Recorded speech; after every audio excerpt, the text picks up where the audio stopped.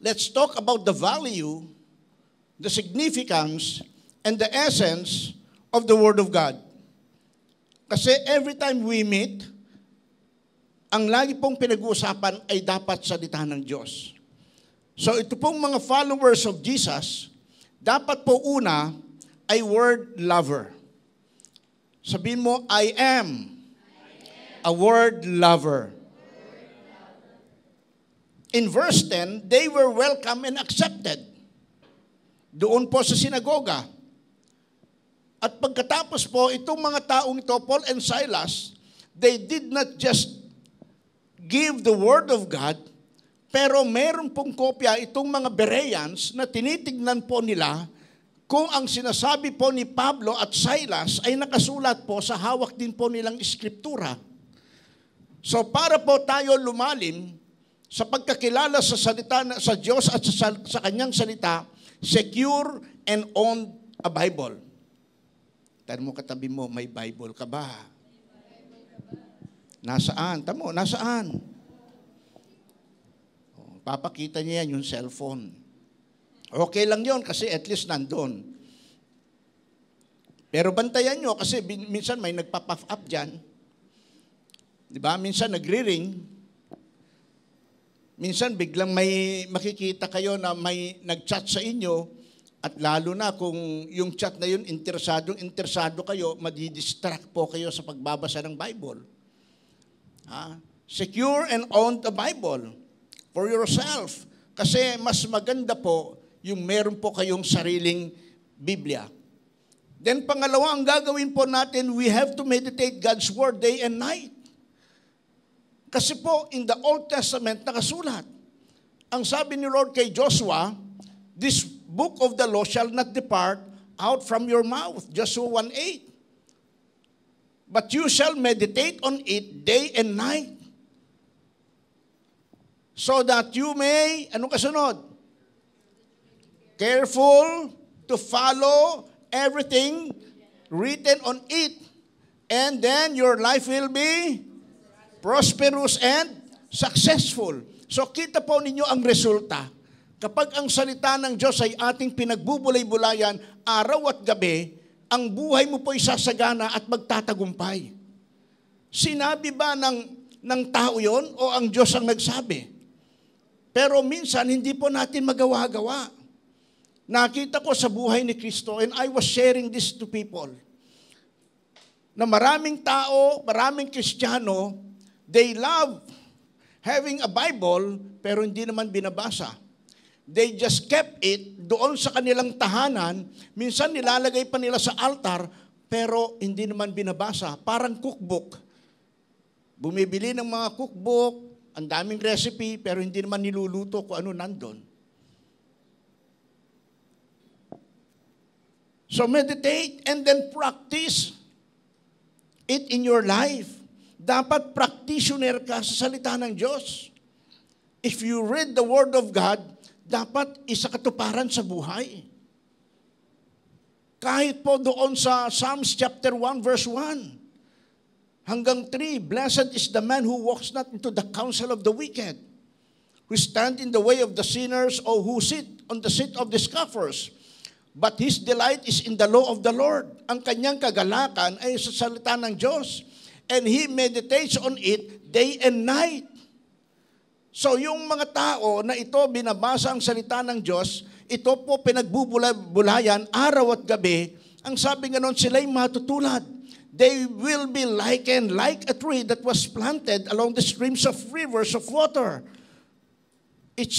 Sabi na, its leaf does not wither, hindi nalalanta, but bears fruit in its season. So mamumunga ang isang tao, kaya pala magpa-prosper, magiging successful ang kanyang buhay.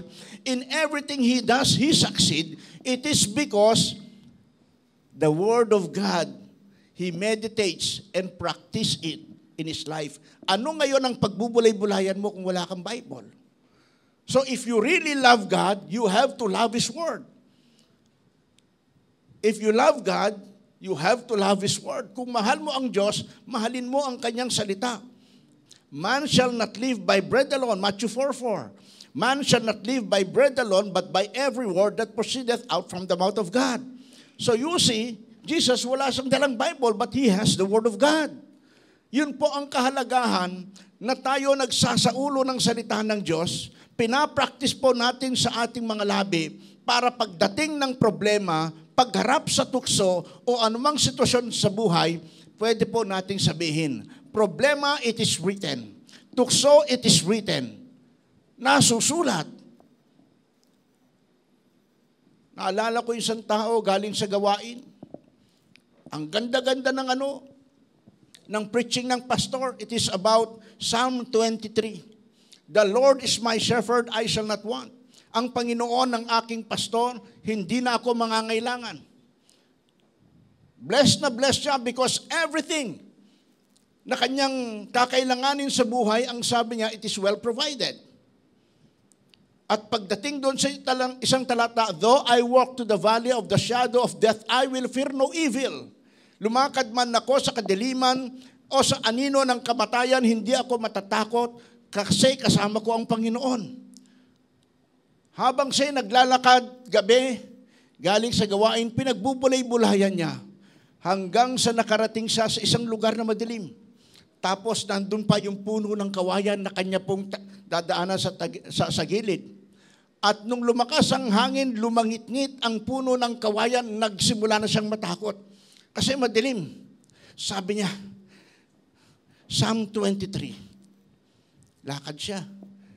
Tapos pakiramdam niya sa kanyang likuran, parang may yabag na lumalapit sa kanya. Sabi niya, Psalm 23. Pero hindi niya masabi kung ano yung meron sa Psalm 23. Sabi niya, Psalm 23. Hanggang sa ginamit niya ang kanyang martial arts. Nung ginamit niya ang kanyang martial arts, nag-aral pala siya ng sayonara. Yung iba, yaw-yan, mga ganon, di ba? Judo, karate. Yung pinag-aralan niya, sayonara. Ang ginawa niya, kinuha niya yung tsinelas niya. Sayonara, tsinelas ko, yan, sayonara. Kaya tumakbo siya. Kasi sigaw ng Psalm 23 na hindi naman niya nasabi kung ano yung, though I walk through the valley of the shadow of death. Ang diablo hindi takot sa Psalm 23. Hindi naman sinabi ni Jesus na Matthew 4:4. Ang sinabi niya ay nasusulat, it is written. Man shall not live by bread alone, but by every word that proceedeth out from the mouth of God. Kaya napakahalaga na ang salita ng Diyos hindi lang nasa sa ulo, nasa sa puso. Eva, halika. Mahal mo asawa mo. Ano ang natatandaan mong salita niya nung panahon na kayo pa ay nagliligawan? Pwede. Parang pangit yan. Kinabahan ako. Sinabi niya sa akin, Pas? Ano yung natatanda mo sinabi niya sa iyo? Ang ganda mo. Salamat, Nak. Oh, di ba? Kasi pag nagmamahal ka, may mga salitang hindi mo makakalimutan. Di ba?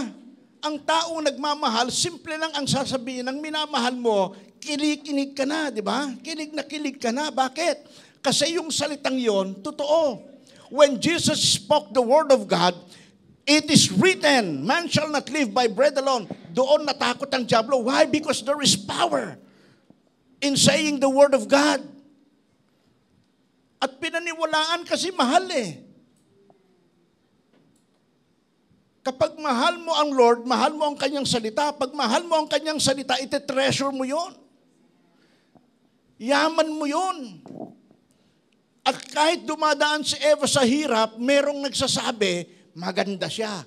Diba? Wala siyang pakialam kung anong sabihin ng iba. Basta ang pakialam lang niya, yung minamahal ko at nagmamahal sa akin, ang sabi niya, ang ganda ko. Ilang beses kami kumain doon po sa restaurant ni Wilma Dasen. Wilma Dasen. In-interview siya. Ang sabi niya, hindi ka ba nai-intimidate na kasama mong artista ay magaganda ang kutis kasi ang itim niya? Ang sabi niya, hindi. Bakit? Sabi isa, kasi maganda ako. Sinong nagsabing maganda ka? Ang nanay ko. Mahal niya ang kanyang nanay, kaya yung sinasabi ni nanay, yun lang pinaniniwalaan niya. Kaya mga nanay, huwag kayong magsasalita laban sa inyong mga o negative laban sa inyong mga anak. Kasi magiging dahilan yon na paglaki nila, laging laman ng isip nila yan. Pag sinabi niya, anak, wala kang mararating sa buhay mo, isip niyan, bakit pa ako mag-aaral ng maayos? Wala naman akong mararating. Pag sinabi niya, anak, ang bobo mo, hindi na yan uusad sa buhay dahil ang nakatanim sa isip niya, bobo ako. Paniniwalaan nila yung salita ng sinabi ng kanilang mahal sa buhay. So if we really love God, then we have to love His Word. Bukod sa word lover, dapat word believer. You might even memorize and have the Word of God. But if you don't believe on the Word of God, man, nothing. Walang mangyayari po sa buhay po natin. In verse 11, they believe in God's Word. Itong mga Bereans, ang sabi nyo noon, after they hear the Word of God, pinagbubulay-bulayan nila ito, nakita nila ang tama, and they believe it. They love it, they believe it. Mahirap sa isang Kristiyano na mamahalin mo lang ang salita ng Diyos na pabor sa iyo. Pero yung nire-rebuke ka, nire-rebuke mo rin. Di ba? Tinutuwid ka ng salita ng Diyos, tinutuwid mo rin, nangangatwiran ka pa. If you love God, you have to believe. Hanggang ngayon, believe ka pa sa asawa mo. It is because of love. Amen. Kasi kung hindi ganon, iba ang sinasabi ng puso, iba ang tulak ng nguso. Dapat magkarugtong ito. So do not entertain worries but believe in God's Word. Dumarating po ang maraming sitwasyon sa buhay. May mga pag-aalala, but why worry when you can pray? Because when we pray, ibig sabihin, we believe. Walang silbi ang panalangin mo kung hindi ka naman naniniwala. Yung isang mama, galing na naman sa gawain, puspos na puspos ng Santong Espiritu. Pag uwi niya, gabi na naman, lakad na naman siya. At sa kanyang kalalakad, nakita niya isang malaking bato nakahadlang sa kanyang daanan. So ang sabi niya, sabi ng salita ng Diyos sa kanyang puso, sabi ng salita ng Diyos, bundok mapapalayas. So pagdating niya sa malaking bato, pinanalangin niya. Ang sabi niya, ikaw malaking bato, sa aking daraanan, ikaw ay maalis sa pangalan ni Jesus. Pagdilat niya, sabi ko na nga ba, hindi maaalis ito eh. He prayed but he did not believe. Sabi ng Bible, when you pray, you believe. You believe that you receive the answer of what you're asking for. Paniwalaan mo. So maraming Kristiyanong ganun. Lord, ito ang kailangan ko. Kung ibibigay mo, okay lang. Kung hindi, okay lang. Di ba? Tapos magpapalit ka. Baka ayaw mo yung Lord. Next. Hindi po ganun. When you believe on the Word of God, you believe on the answer because the answer is Jesus. Because Jesus is the Word of God. At si Jesus ang daan, the way, the truth, and the life. When you ask everything in Jesus' name, believe that you will have it and you will receive it. If you doubt, you will go home without. So, a doubter is not 100% believer. Yung mapag-alinlangan, hindi yan 100% naniniwala. Maaring 99% you believe, 1% hindi, still hindi ka pa rin 100%. When you believe on the Word of God, yes ka lang ng yes. One time in-interview ang isang Koreano. Nandun kami sa Los Baños. Si Paul Park. Ang sabi ni Paul Park, there's a difference between Christians in Koreans and Christians in American.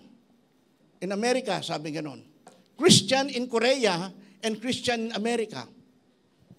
Why was it, ang sabi niya, that Christians in Korea go all over the world and help Christians build their churches and to give supply unto them if they are needed? It is because we believe on the Word of God. So hold on to what is right. What is true. Tama ang salita ng Diyos. So ano yung una?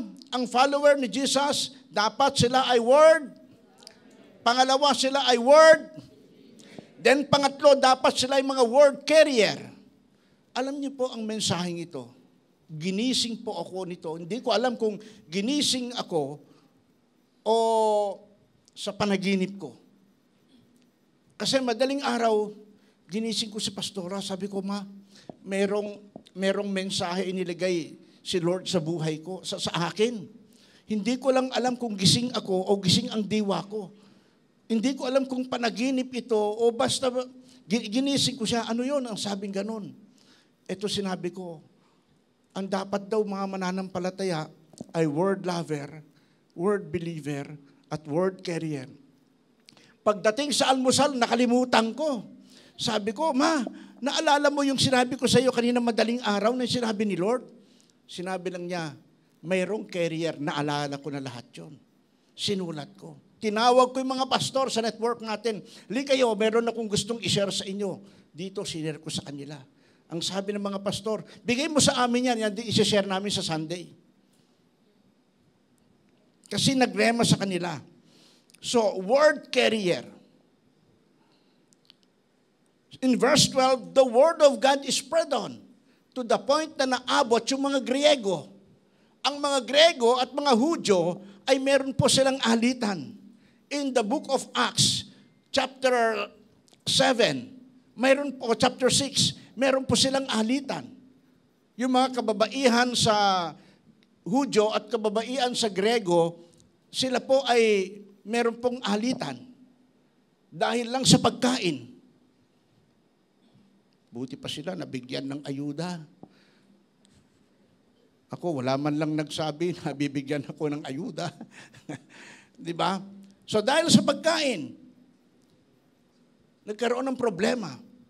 And then when these people who are in the synagogue heard the word of God, they embrace it, they love it, they believe on it, and they spread it to the point na naabot yung kababaihan nilinaw. Ang sabing nun, kaya marami sa kanila ang nanampalataya kasama ang maraming babaeng Griego. Nilinaw, maraming babaeng Griego na ito ay may mga tampo sa babaeng Hebreo. At hindi lang yon, at mga pangunahing lalaki, prominent people. Ibig sabihin ng mga prominent o mga pangunahing lalaki, ito yung mga kinikilala. Ito yung mga may say sa buhay. Ito yung may mga dating. And these people believe the word of God. Nung naabot sila ng salita ng Diyos, they believe on it. They embrace it. And they themselves spread the word of God. Because if you love God, if you believe on His word, man, you will be a carrier of His word.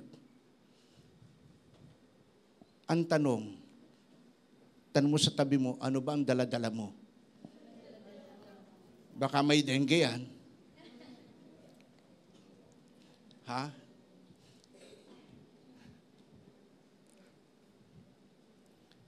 We need. So, what we have is what we give.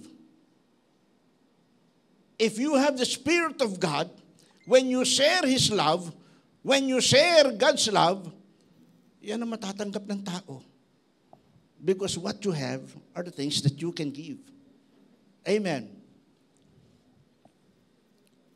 Nandun kami sa Parañaque last Tuesday.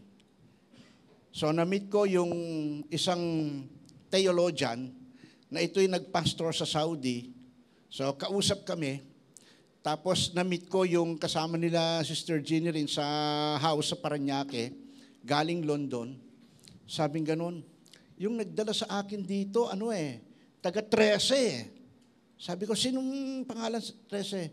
Si Jean, sabing ganun. Sabi ko, saan daw sa 13? Hindi ko, basta taga 13. Pero ang apelido, De La Cruz. Sabi ko, natuwa ako. Nag-usap kami matagal. Pagkatapos noon, yung isang araw, ito palang si Brother Jimmy nag-aalaga sa kanya. Sabi ko, Brother Jimmy, gusto kong makausap yung dalawa. Kung ganon. Nagkaroon na kagad kami ng GC, 4. So itong week na darating sila. Sabi noon, ang purpose lang para imit ako, makipag-fellowship lang sa akin. Sabi ko, okay lang ba sa inyo? Kapeng barako. No problem.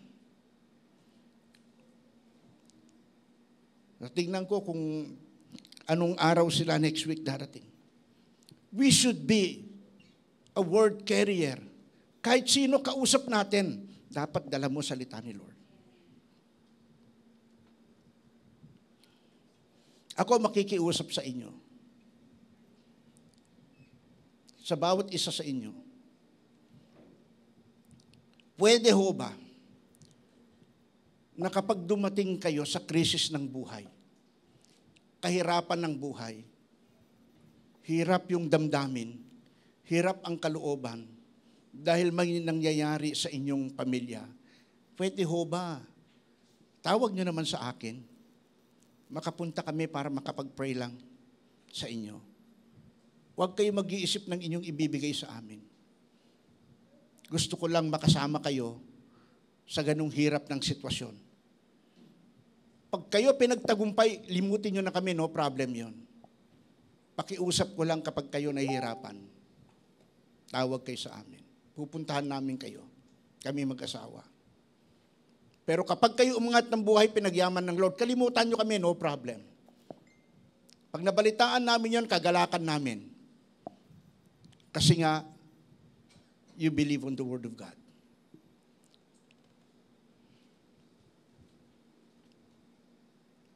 Be a doer of God's Word.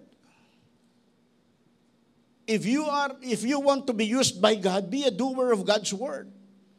Kung gusto mo na magamit ka ng Panginoon, isagawa mo ang kanyang salita. And then be a blessing, not a burden. Maging pagpapala ka. Maging pagpapala ka. Kamakailan, nandun din po kami sa Silang Tagaytay. Nandun kami sa bahay. Malaking bahay, gawain kami. At ang sabi ng isa, alam niyo po, Pastor, yung may bahay po noon, di namin alam kung na-demon possession hanggang sa dinala sa albularyo. Pero nandun kami naggagawain, masigla sila, pero feel ko lungkot. But the Word of God must be preached. In season or out of season.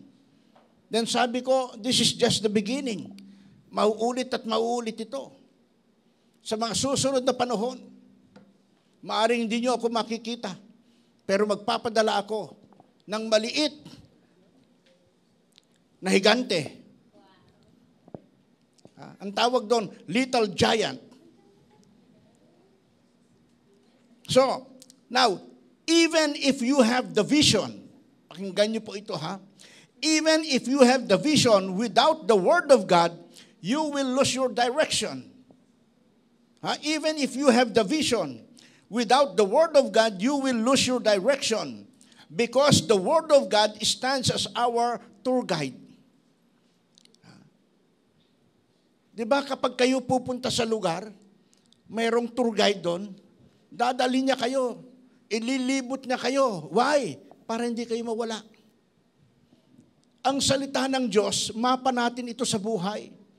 Para sa mundong ito, hindi magkaligaw-ligaw tayo. Yung isa ang sabi nga noon, Pastor, hindi ko alam kung pang 7 relihon ko na ito. Sabi ko, bakit? Galing na po ako kay ganito. Galing na po ako kay ganito. Galing na po ako kay ganito. Sinabi niya kung saan-saang relihon siya na nagpunta. Sabi ko, ano ba talaga hanap mo? Sabi niya, hindi ko nga alam eh. Isa lang ang alam ko, kung gano'n, kaya ka nagkaligaw-ligaw, walang nag-guide sa'yo. Hindi ka nag-request sa simbahan na pinuntahan mo na para tulungan ka. Kanina may nag-chat sa akin. Nung ito ay nasa UAE pa, at nandun ako, nagsusumbong ito. Nang sabi gano'n, merong isang tao rito, Pas. Hindi ako tinantanan. Babae po ito, at pagkatapos sabi niya, may dumating na kababayan ko. Di ko alam, meron palang plano sa buhay ko ito. Kung ano na ang pinapadala sa akin hanggang sa bandang huli, abay, nanliligaw na. So, di ko alam kung ano hanggang sa ginawa ng mga kapatiran doon, tinakas ako. Nung tinakas ako, hindi niya ngayon ako makita. Napagtagumpayan ko yun. Pag uwi niya rito sa Pilipinas, ganun na naman ang sitwasyon. At nag-chat sa akin, sabi niya, Tay, kasi Tay ang tawag niya sa akin, Tay, ano po ang gagawin ko? Kasi nagsisimba rito. Iba na naman ito, ibang sitwasyon. Tang sabi ko sa kanya, huwag mong paalisin. Idaan mo sa proseso. And let someone na pinagkakatiwalaan mo ang mag-alaga sa kanya. Huwag mong tatakasan. Haharapin mo ang sitwasyon. Kaya nagkaroon ng ganyan, hindi mo napagtagumpayan nung nangyari doon sa ibang bansa sa buhay mo. But this time, you have to stand firm. Preach the word of God. Be a word carrier. Love God, and that love will protect you. So, even if you have an invented strategy, kahit napakaganda ng estratehiya mo, without the word of God, you can never fulfill it because the word has its own design. Mayroon kang strategy. Pero alalahanin mo, may disenyo ang Diyos sa buhay mo. Hindi mo pwedeng sabihin na itong ginawa kong estratehiya, ito ang daan para magtagumpay ko. No. Creative ang Lord. Meron siyang sariling paraan. Meron siyang sariling disenyo. Meron sariling pattern kung papaano ka magtagumpay sa buhay nito. And even if you have the purpose and the ability to create, but without the guidance of the Word, your purpose becomes purposeless. Kahit ang ganda ng layunin mo, kung hindi ka nagpasakop sa salita ng Diyos, ang layunin mo magiging walang kabuluhan. Only in God's Word. Kaya dapat mahalin ang salita ng Diyos. Dapat paniwalaan ang salita ng Diyos at dapat ihayag mo ang salita ng Diyos. When you do that, you will be identified in Christ. Gusto ba natin na pag nakita tayo, masasabi nila, sa Diyos nga ito? Your character, dapat masasabi ng tao, mababasa nila, ang pag-uugali nito, makalangit na pag-uugali, identified kay Kristo. Yung pananalita mo, dapat identified kay Christ. Pastor, paano kung nagalit? Okay lang magalit kasi sabi ng Bible, huwag ka lang magkasala. Kaya tayo nagagalit because we wanted the truth shall prevail. Sinaway ko yung isang pastor dito sa sa GC. Nakita ko, nakikipagdebate. Nakikipagdebate siya sa ibang reliyon. Umabot ng 3:00 ng madaling araw. Nakita ko, nagsimula 11:00, binasa ko lahat ng kanilang inabutan din ako 3:00 ng madaling araw. Kasi sinusubaybayan ko. Ang sabi nung isa, matulog muna ako, pagkagising ko, babalikan kita. Tapos, tinignan ko, bandang 10, kahapon, sabi niya, gising na ako, tuloy natin. Ba't tuloy na naman sila? Nag-leave na ako sa chat. pinersonal ko na lang yung pastor. Sabi ko, Pastor, that's not our purpose. Maaring ang puso mo, tama, kasi you are a pastor. Pero sabi kong ganun, sa pakikipagdebate mo, hindi ka ginagalang as a pastor. Kasi hindi ka naman nila pastor eh. Sabi niya, oo nga pastor, pero gusto ko silang ituwid kasi ang pastor nila kasalukuyang nakakulong tapos tatakbo ng senador. Pero sabi ko, yun ang pinaniwalaan nila, kaya hayaan mo sila. Alagaan mo, tupa mo. Kasi baka mabasa ito ng tupa mo, baka mga flax mo, mawala rin. Mga to, hindi ka ginagalang ka kung gano'n. Stand on the Word of God. Sabi ko, I have to live on the GC. At mag-usap na lang tayo personal. Sabi niya, opo. Mas matanda po ito sa akin. Pero nakikinig kasi ang sabi ko sa kanya, huwag kang maghahanap lagi ng taong sasama ang loob sa iyo at magkikreate ka ng kaaway. Kasi pareho naman kayong tama eh. Sa kanilang kaisipan, tama sila. Sa iyong puso, tama ka. Pero pareho kayong talo. Kasi nga nagpe-personalan kayo. Ang tawag mo sa kanila, ganito. Ang tawag nila sa iyo, ganito rin. Umpisa ang ganda ng ano nila, nandun pa paggalang pastor, ganun-ganun. Bandang huli, tatang na ang tawag sa iyo.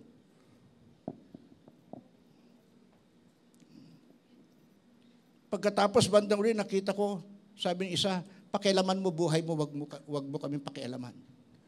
So sabi ko, pastor ka, tapos gaganituhin ka. Hindi dapat. Just share the word of God. At wag mong pangangatwiranin. Huwag kang mga twiran. Share the Word of God. So, if you have the vision, without God, you can never reach your vision. Because the Word of God is your tour guide. You might have the strategy, pero kung iyon ay hindi dinisenyo ng Lord sa iyo, you might lose your path. You might have your purpose, pero kung hindi yun ang plano ng Diyos, everything will become vain and futile. Walang kabuluhan. Para gumanda ang buhay, love the Word. Believe the Word. Carry the Word. And who is that Word? It's Jesus. Tayong lahat ay tumayo. Ito po ang sabi ng ating conclusion. Sabay-sabay po nating basahin ang ating conclusion.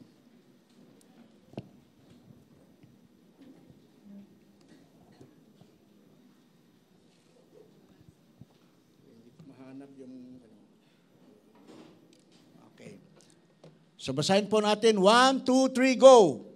Be a believer and a follower of Jesus, and you will be identified with me. Simple lang. Sabi ni Jesus, come follow me, and I will make you fishers of men. When the disciples was being identified with Christ, sila po ay ginamit ng Panginoon to the fullest. At ang bunga po niya, ang kanilang pagpapagamit sa Panginoon, bahagi po tayo doon. So if we truly love God, we have to love His Word. We have to believe always in His Word.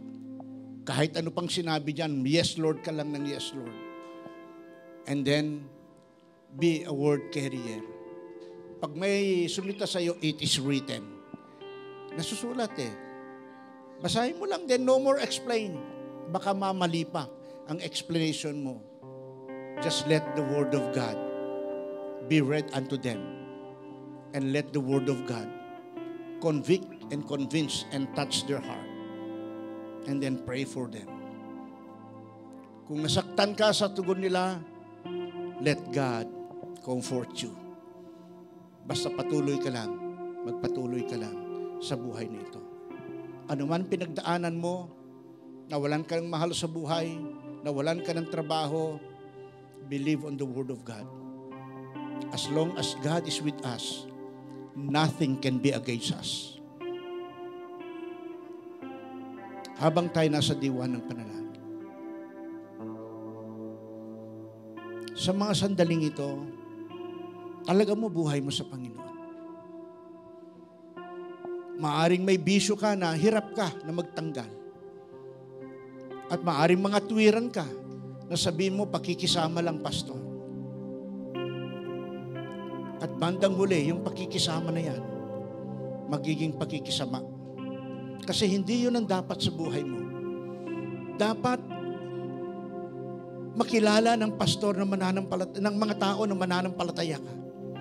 Dapat makilala ng pinagbibigyan mong pagkakataon na iba ka sa kanila.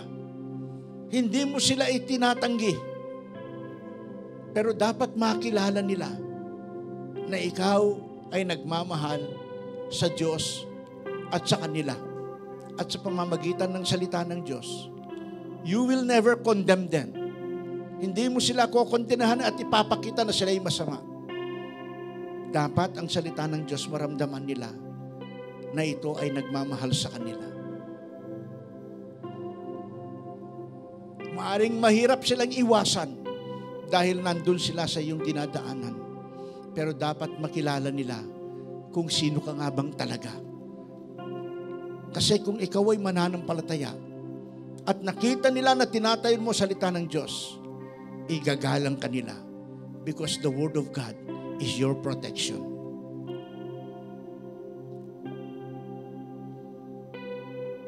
Don't do things practically, but do things prayerfully.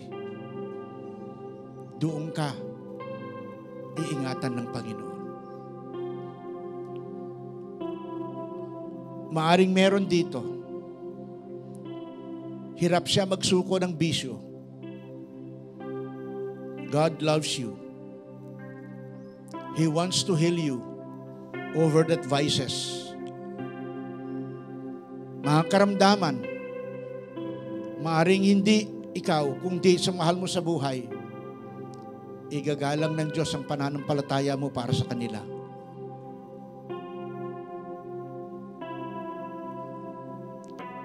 O ikaw mismo may karamdaman, lalapit ka sa Panginoon, sasampalataya ka, tulad ng babaeng inagasan ng dugo sa loob ng 12 taon. Ang dami niya ng sinubok. Isang araw lumapit kay Jesus. Pinagaling ng Panginoon kasi sumampalataya. She believed on the Word of God. Isang bulag nakakita. Dati nasa gilid lang siya ng kalsada. Nung nakakita siya, dahil lumapit sa Panginoon, sumunod sa Panginoon. Because he believed, loved God, believed on God, and carry the Word of God. Your life will become prosperous and successful. Taas mo yung kamay sa Lord at ilapit mo yung sarili. Walang masama sa pag-amin sa Diyos. Kung nahihirapan ka sa ganito, Lord, hirap ako, naiwasan mga barkada ko. Tama naman ang puso ko, ako'y mananampalataya. Pero pagdating sa bahay, lasing na ako. Dahil hindi ko maiwasan ang aking mga tropa. Pero gusto ko po, Panginoon, sumunod sa iyo. Maging totoo ka sa harapan ng kaibigan mo. Huwag kang matakot. Iwasan ka o itakwil ka. If you have Jesus, you have everything. Do not be afraid sa reaksyon ng tao sa iyo kapag nagpakatotoo ka. Kasi ang Diyos na siyang mag-iingat, ilalayo ka niya sa mga taong hihila sa iyo sa impyerno kasi mahal ka ng Diyos. Lapit mo ang sarili mo sa Panginoon. Sabihin mo sa Lord, saan ka hirap? Nalulungkot ka ngayon, sabihin mo sa Lord, nalulungkot ako. Kung naiinggit ka doon sa mga taong pinagpapala, sabihin mo sa Lord, Panginoon, tama mo puso ko.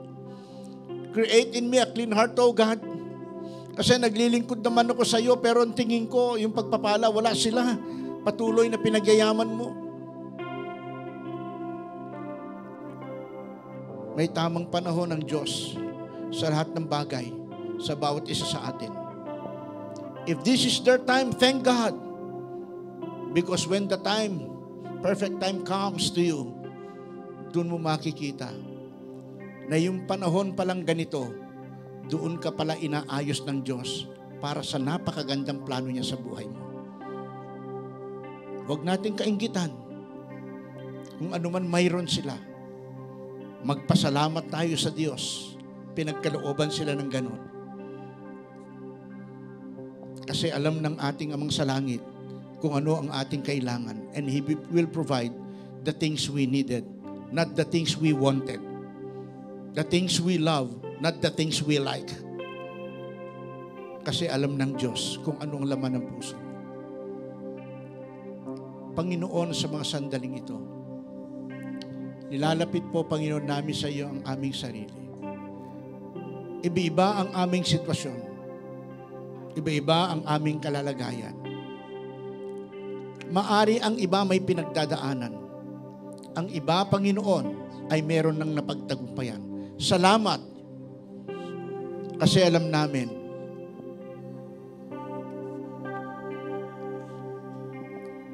all things, lahat ng bagay,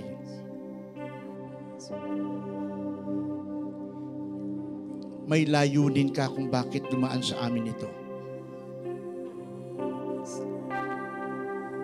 But when we do all things with love, with faith, with reverence on you, sasamahan mo kami.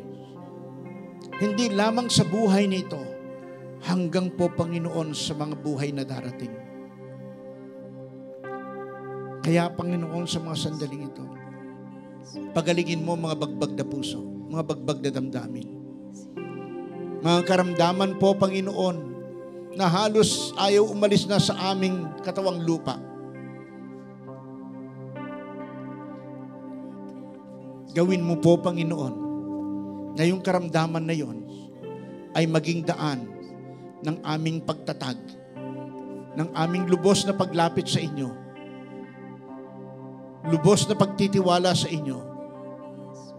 Dahil kapag nangyari yon, wala nang mapapala ang karamdaman na yon sa aming katawan. Dahil ang katawang yan ay pinaglingkod sa Panginoon.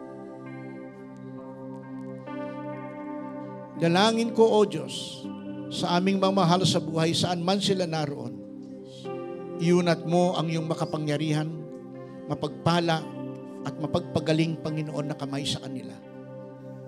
Maranasan po, Panginoon, nila ang hipo ng aming Panginoon Jesucristo. Maranasan po, Panginoon, nila the love of God sa kanilang buhay. At kami man, Panginoon, ay magkaroon, O Diyos, ng hamon na lalo ka naming mahalin, lalong paniwalaan ng iyong salita, at ihahayag namin ito. Wala na kaming pakialam kung anong sasabihin ng tao. Bastang alam namin, ang nagmamahal, walang takot na sabakin ang lahat po, Panginoon, ng sagabal sa buhay. Dahil alam niyang mapagtatagumpayan niya ito sa ngalan ng pag-ibig sa Diyos at sa pananampalataya. Once again, Lord, bless your people. In Jesus' name, amen.